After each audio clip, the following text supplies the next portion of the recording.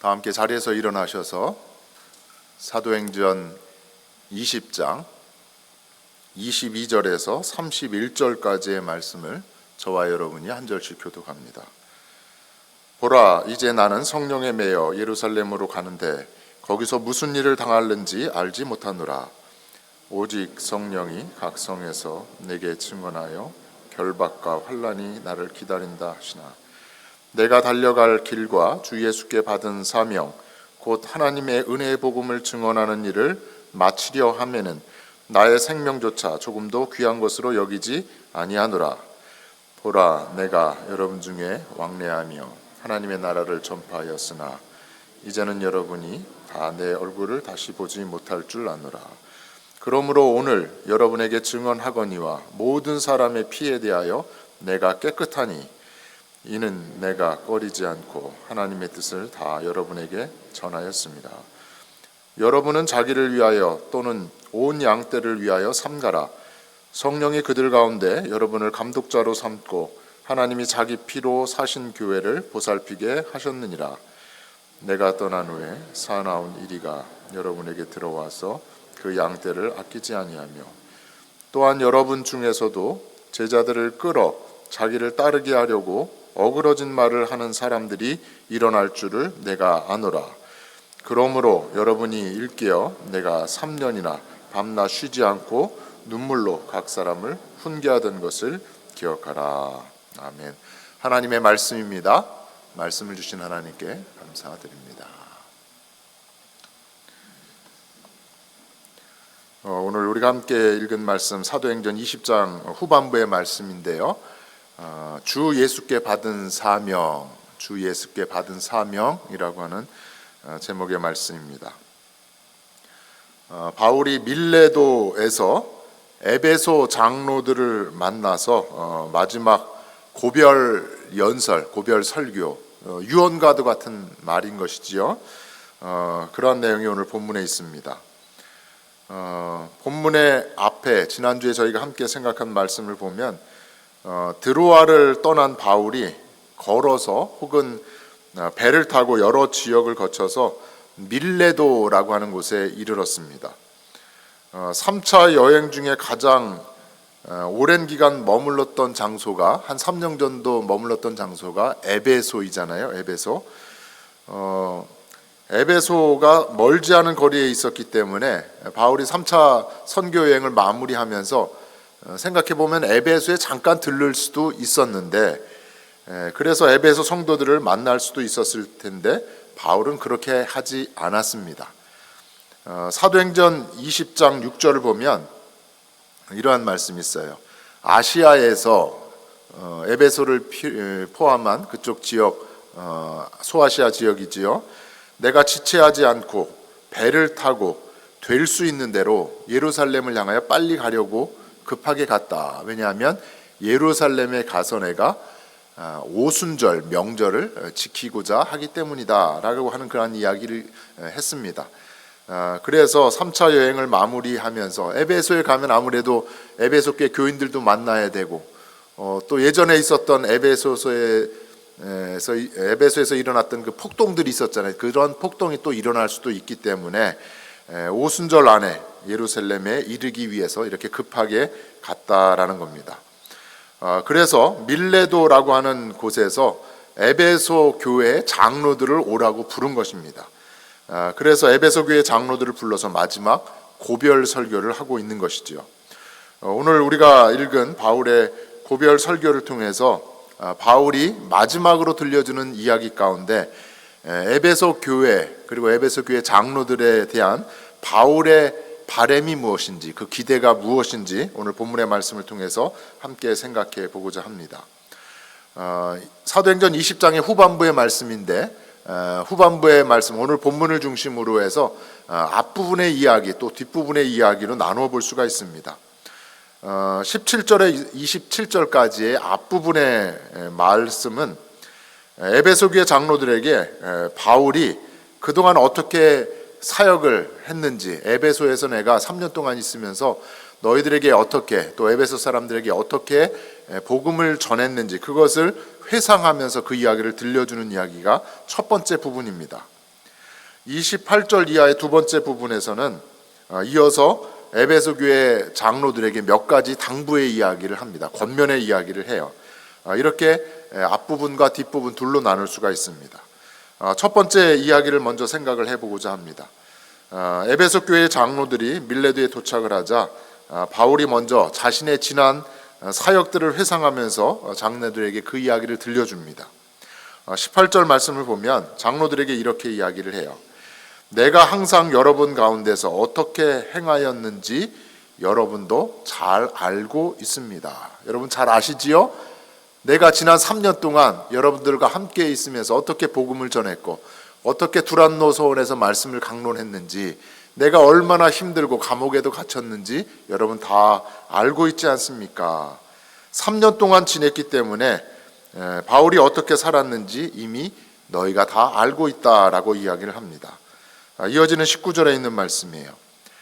곧 모든 겸손과 눈물이며 그리고 유대인의 관계로 말미암아 내가 얼마나 많은 시험을 당했는데 그 모든 것을 참고 주를 섬긴 것을 여러분이 다 보지 않았습니까? 20절에 있는 말씀, 유대인과 헬라인에게 공중에서나 또 각 집에서나 거리낌 없이 말씀을 전하고 가르쳤다라는 겁니다. 그리고 이어지는 말씀을 통해서 다시 한번 바울이 복음을 내가 이렇게 전했다라는 것을 반복하여 이야기를 합니다. 25절에 있는 말씀이에요. 함께 읽겠습니다. 25절, 보라 내가 여러분 중에 왕래하며 하나님의 나라를 전파하였으나 이제는 여러분이 다 내 얼굴을 다시 보지 못할 줄 아노라. 지금까지 에베소에서 복음을 전하고 하나님의 나라를 전했는데 이제 앞으로 더 이상 나를 보지 못할 겁니다. 다시 말하면 이 에베소와 소아시아 지역에는 저는 더 이상 오지 않지만 이제 그 남겨진 목, 하나님 나라를 전파하고 복음을 전파하는 그 몫이 누구에게 있다라는 거예요? 여러분들에게 있습니다. 당신들에게 있습니다. 나는 이제 나의 가야 할 곳이 있기 때문에 여러분들이 내 뒤를 이어서 그 몫을 감당해야 된다라는 것입니다. 그러면서 바울이 에스겔의 말씀에 비추어서 이러한 이야기를 해요. 사도행전 20장 26절에 있는 말씀인데 모든 사람의 피에 대해서 내가 깨끗하다라는 이야기를 합니다. 모든 사람의 피에 대해서 내가 깨끗하다. 에스겔 33장을 보면 에스겔 이 선지자가, 이 예언자가 파수꾼의 직무에 관한 이야기를 합니다. 파수꾼. 파수꾼이 뭐 하는 사람인가요? 전쟁 시에 보초를 서는 사람들 있죠. 망을 보는 사람들, 그것이 파수꾼입니다. 적들이 쳐들어온다라는 것을 망을 보면서 저기 적들이 밀려오고 있네. 뭐 연기가 피어오르잖아요. 먼지가 막 피어오르면 적들이 쳐들어오고 있다라는 것을 군인들에게 혹은 시에 있는 도시에 있는 백성들에게 알려주는 것, 망을 보는 역할, 이것이 파수꾼의 역할이지요. 하나님이 이스라엘에 예언자들, 선지자들을 보내주셔서 에스겔과 같이 이런 선지자들을 보내주셔서 파수꾼의 역할을 감당하도록 하셨는데, 그래서 예언자들이 이스라엘 민족에게 경고의 말을 들려주잖아요. 이렇게 살다가 하나님을 등지고 하나님의 말씀을 따라 살지 않다가 심판을 받게 된다, 멸망을 받게 된다. 이 경고의 말을 듣지 않는 이스라엘 백성들, 그 피가 누구에게 돌아간다? 자기 자신에게 돌아간다라는 겁니다. 파수꾼은 무엇만 하는 거예요? 경고를 해주는 거죠. 들려주는 겁니다. 적들이 공격해 온다. 그러니 피해야 된다. 전투를 준비해야 된다. 이러한 이야기를 해주는 것이 파수꾼의 사명이라는 겁니다. 바울이 그러한 역할을 감당했다라는 겁니다. 어디에서요? 에베소에서 할 수 있는 대로 최선을 다해서 나는 수많은 사람들을 만났고 그 사람들에게 예수님을 믿어야 합니다. 하나님께로 돌아와야 합니다. 라고 하면서 유대인들에게도 헬라 이방 사람들에게도 복음을 전했다라는 겁니다.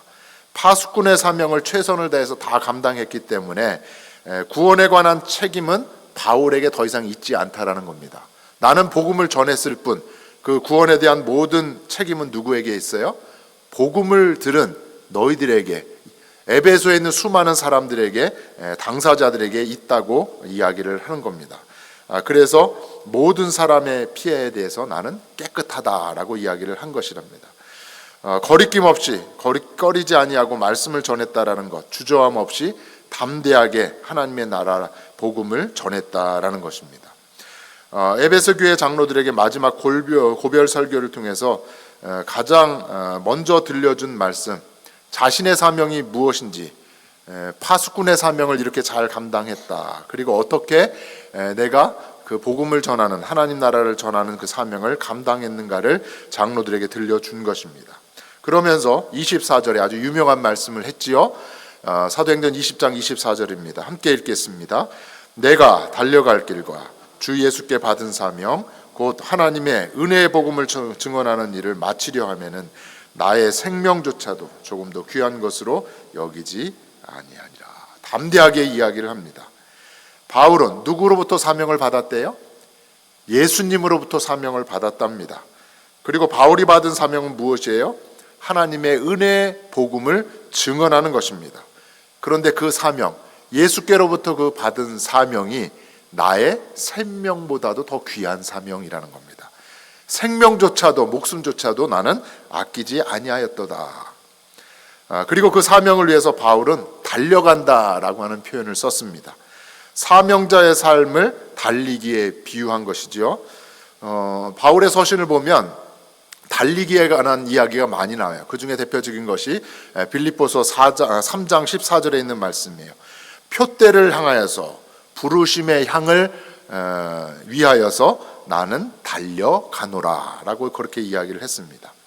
바울은 자신의 사명 이야기를 들려줌으로써 에베소 교회의 장로들, 이 지도자들도 사명을 깨닫고 그 사명을 잘 감당하기를 바라면서 마지막 유언과도 같은 고별 설교를 들려준 것입니다.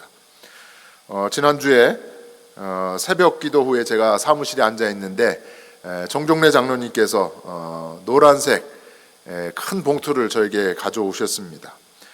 그동안 장로님께서 글을 쓰셨는데 그 쓰신 글들을 모아서 책을 출판하시려고 준비하셨는데 드디어 따끈따끈한 책이 출판돼서 나온 겁니다. 우회전이라고 하는 제목의 책입니다.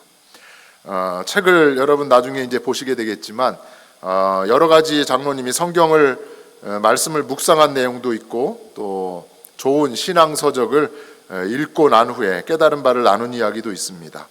또 아내 되시는 정미라 권사님에 관한 이야기, 딸들의 이야기, 가족의 이야기도 있고 또 생계 유지를 위해서 여러 가지 일을 하시면서 경험한 트러커로서의 다양한 이야기들도 담겨 있습니다. 그런데 여러분 나중에 책을 보시면서 아시겠지만 책 안에는 장로님과 함께했던, 장로님과 같이 신앙생활을 하고 또 관계했던 수십 명의 사람들의 이야기가 담겨 있습니다.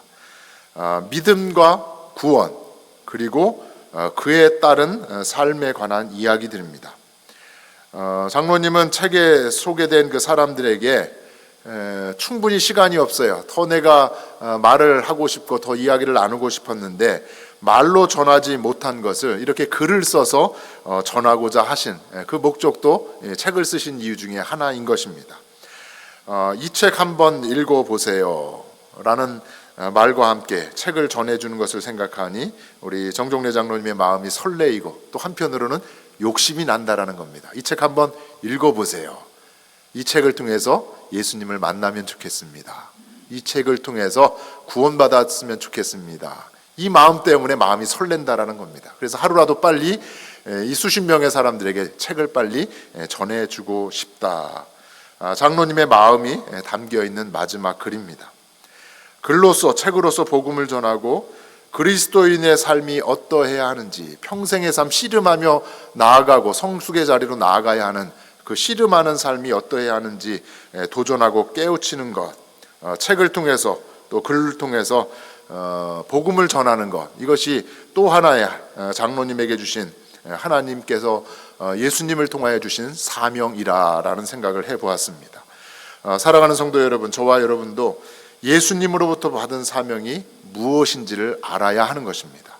그리고 그 사명을 어떻게 내가 붙잡고 사명을 감당하며 나아가야 하는가, 오늘 본문의 말씀을 통해서 그것을 온전히 깨달아 알 수 있는 저와 여러분이 되어지기를 간절히 바랍니다.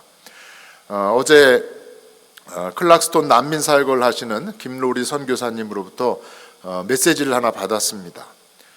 난민 사역이 여러 가지가 있어요. 애프터스쿨도 있고 또 VBS도 하고 또 아이들에게 여러 가지 좋은 프로그램을 제공하고 있는데, 그 중에 청소년들과 청년들, 컬리지 대학생들을 향한 사역이 있다라는 겁니다.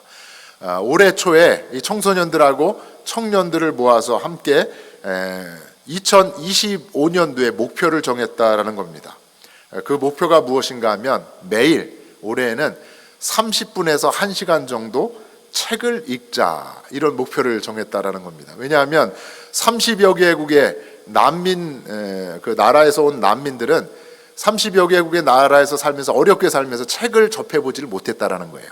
아프리카나 동남아나 중동에 있는 많은 난민들이 책이라는 것을 접해서 책을 펴서 읽어보지 못했다라는 겁니다. 그래서 선교사님이 올해의 목표는 30분 정도, 1시간 정도 한번 책을 넘겨보면서 책을 읽자.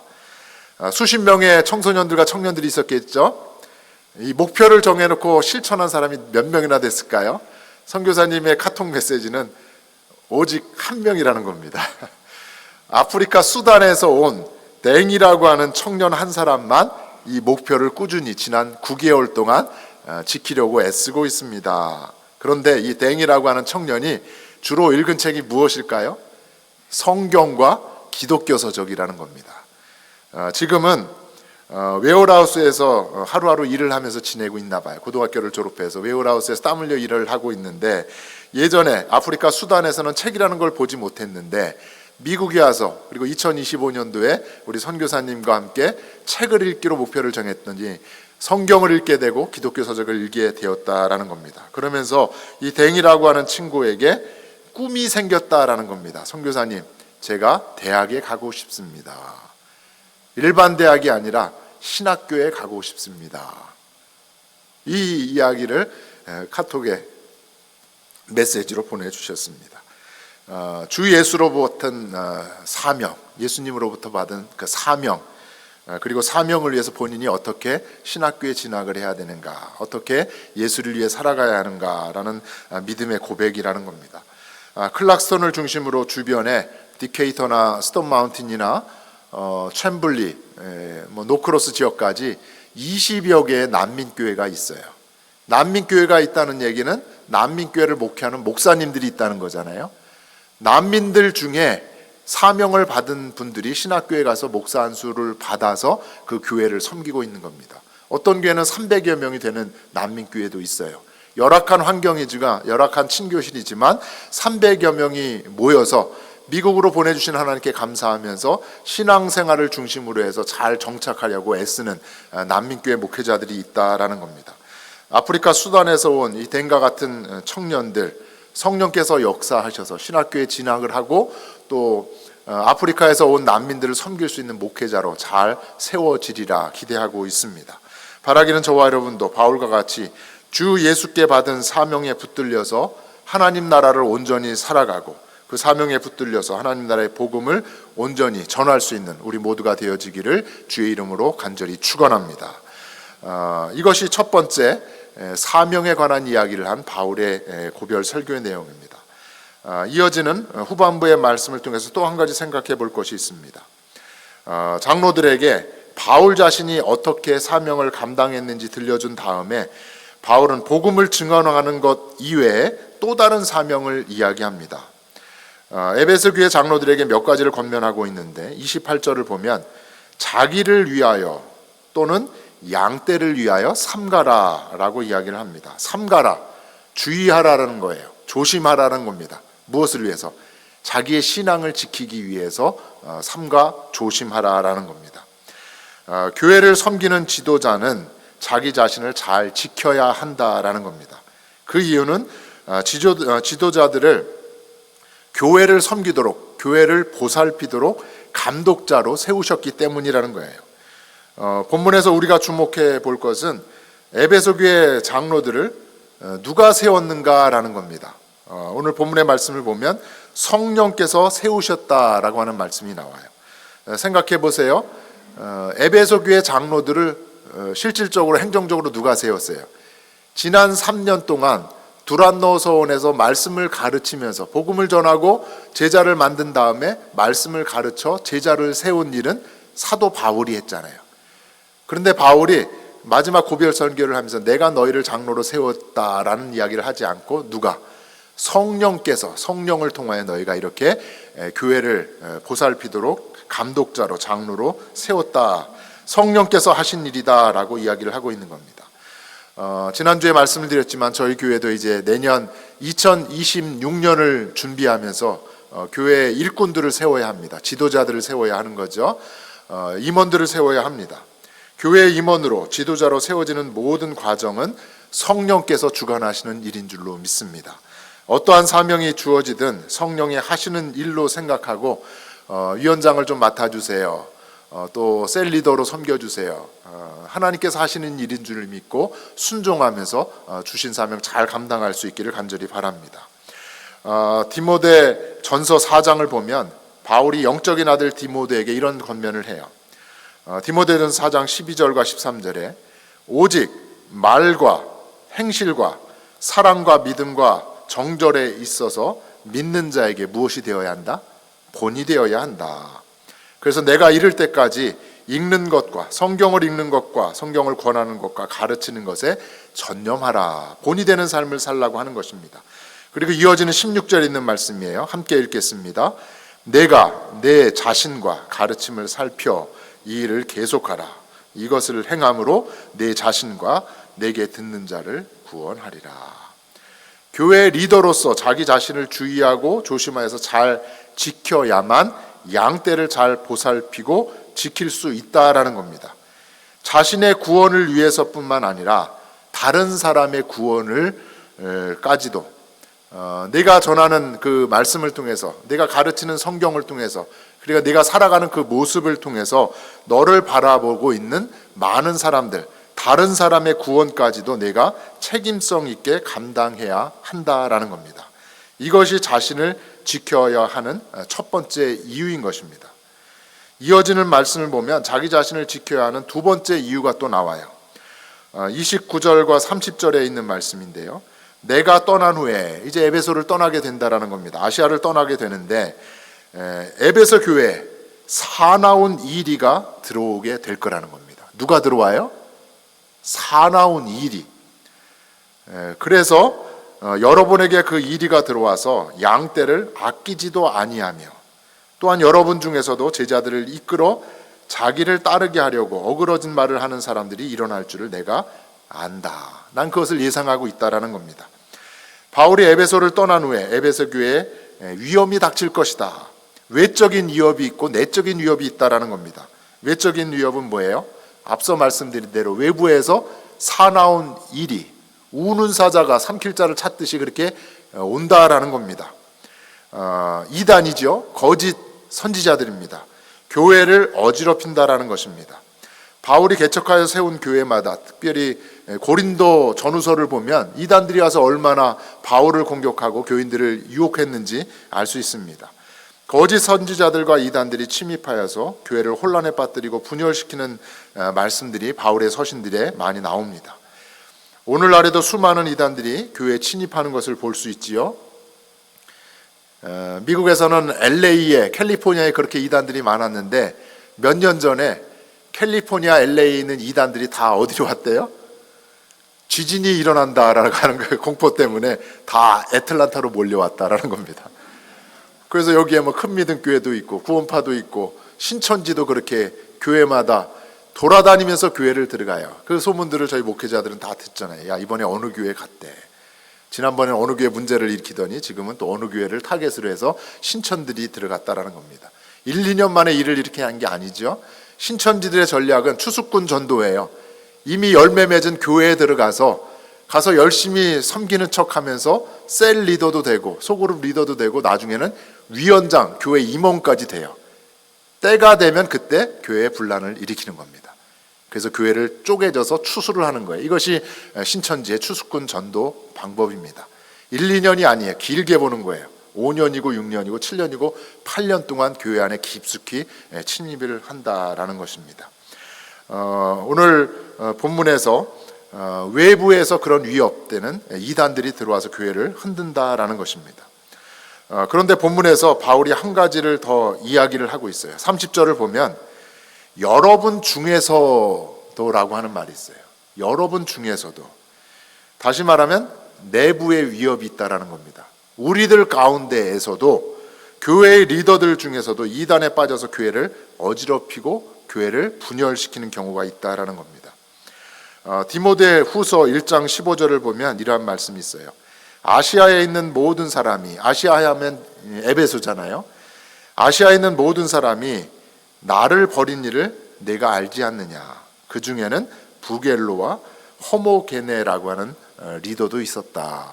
바울과 함께했던 교회 리더가 되는 이 사람도 바울을 버리고 하나님을 등진 사람도 있었다라는 겁니다. 디모데후서 4장 10절을 보면 바울의 여러 동역자들을 소개하는데 그 중에 데마라고 하는 사람을 바울이 이야기를 해요. 데마. 근데 데마는 어때요? 이 세상을 사랑하여서 바울을 어떻게 했대요?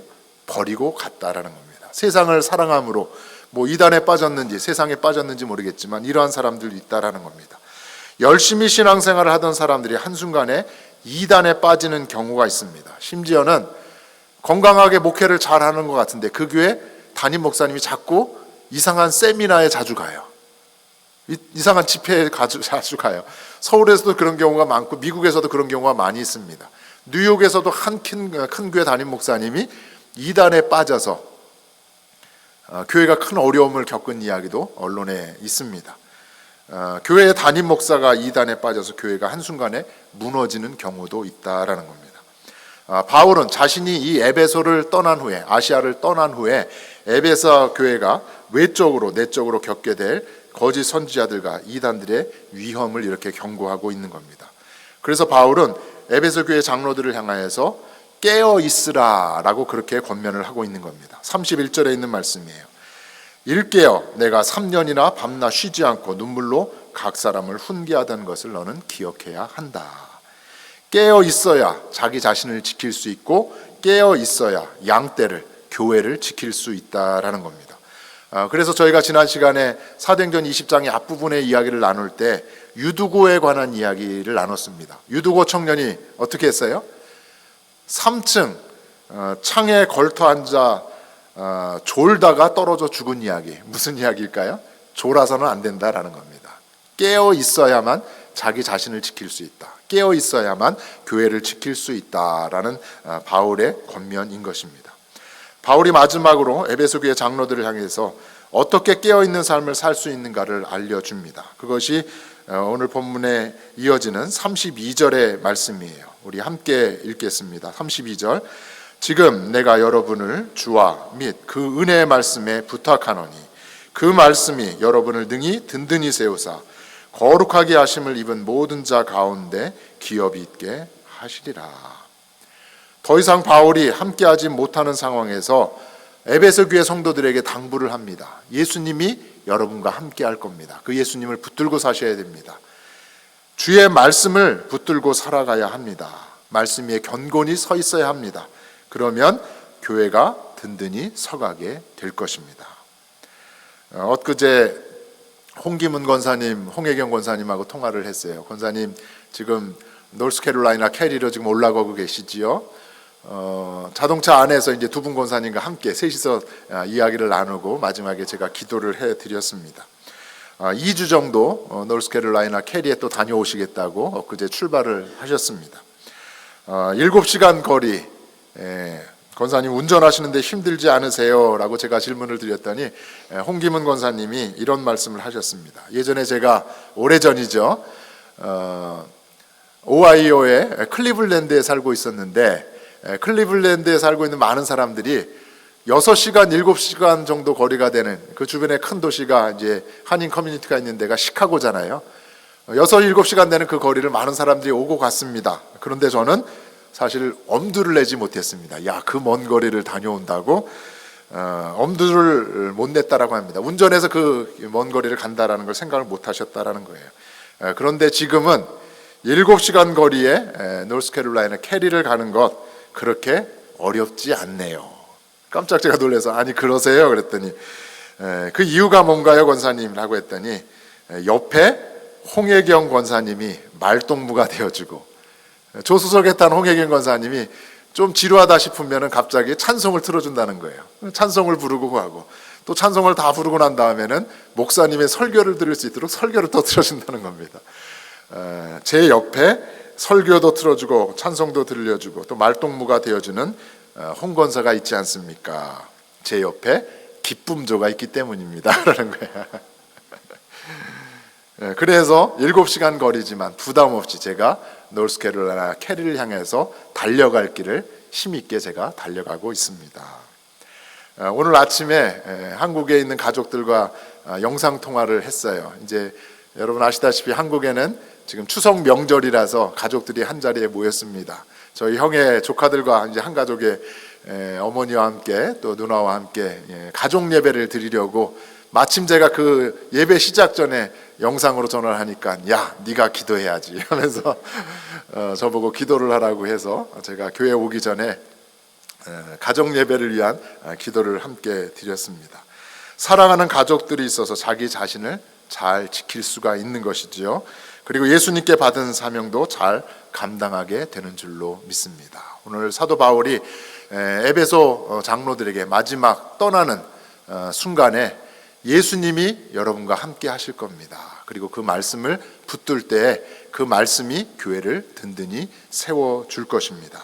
이렇게 이야기를 들려준 것입니다. 사랑하는 성도 여러분, 바라기는 저와 여러분이 예수님과 함께하고 말씀을 붙들고 살아감으로 주 예수께 받은 사명을 잘 감당하여서 교회를 든든히 세워갈 수 있게 될 줄로 믿습니다. 말씀을 마무리하려고 합니다. 바울이 3차 여행을 마무리하면서 에베소 교회 장로들에게 마지막 고별 설교를 들려주었습니다. 앞부분의 말씀은 세상을 향하여 거리낌 없이 복음을 전하는 선교적 사명에 관한 말씀입니다. 뒷부분의 말씀은 교회를 든든히 세워가기 위한 목회적 사명에 관한 말씀입니다. 저와 여러분도 부르심을 받은 사명자입니다. 임원만이 아니라 우리 모두가 서로를 위한 사명자인 줄로 믿습니다. 바울과 같이 주 예수께 받은 사명, 생명보다 귀한 사명입니다. 이 사명을 잘 감당해서 달려갈 길을 잘 달려갈 수 있는 저와 여러분 우리 교회가 되어지기를 주의 이름으로 간절히 축원합니다.